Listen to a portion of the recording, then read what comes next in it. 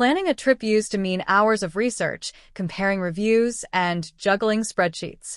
Now, AI can do the heavy lifting by learning what you actually enjoy.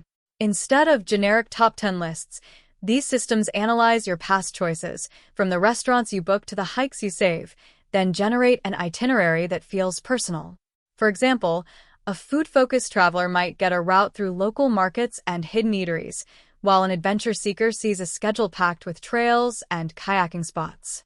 The magic lies in preference mapping, where the AI weighs your stated interests against real-world data like opening hours, distances, and seasonal weather.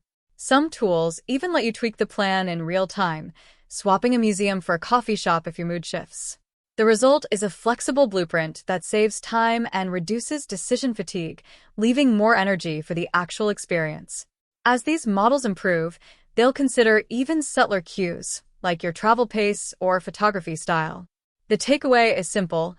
AI doesn't replace the joy of discovery. It just clears the logistical fog so you can focus on the